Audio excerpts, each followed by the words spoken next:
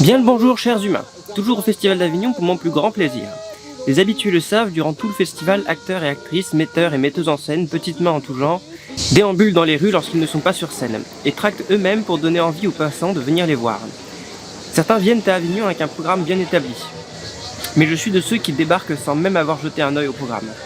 J'adore me laisser porter par les acteurs, les écouter décrire leurs pièces et collectionner les flyers. C'est authentique, c'est humain, et ça en dit tellement plus qu'un simple trailer ou une affiche.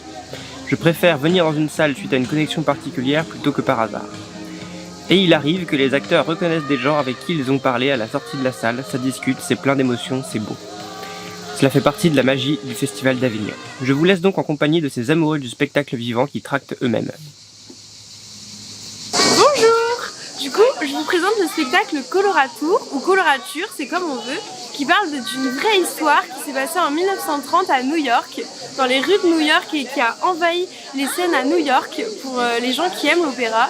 Elle s'appelle Florence Foster Jenkins et elle a épaté, elle a explosé le monde de l'opéra avec sa voix de Castafiore. Les gens la connaissaient pour sa voix horrible et venaient quand même l'écouter. On venait se moquer d'elle et on lui a pas dit qu'elle chantait faux. Donc si vous venez voir le spectacle, ce sera le pianiste qui vous racontera cette histoire à travers de ses souvenirs. Et voilà. Merci beaucoup. Mozart versus Mozart en famille, donc on est une famille belge de Bruxelles. Et donc voilà, c'est un spectacle qui parle de la rivalité entre le père et le fils Mozart avec beaucoup d'humour. Et donc voilà, c'est une dizaine de tableaux musicaux en 1 heure de spectacle avec la plus jeune comédienne du Festival d'Avignon, parce qu'elle n'a que 12 ans, ma petite sœur. Voilà, n'hésitez plus.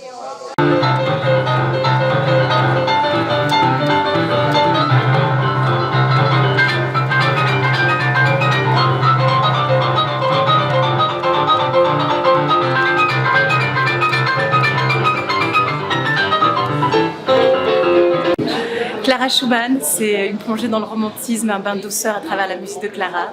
C'est l'histoire du couple mythique Robert et Clara Schumann à travers la musique de Clara Schumann, grande virtuose du piano et grande compositrice.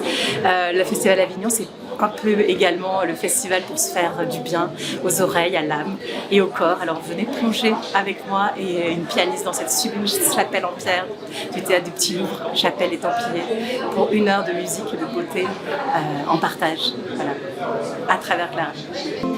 Sous les paratonnerres, dressés les paravents, le clos et le couvert, amarrer les bâtons, aux roses des fenêtres en contrevent.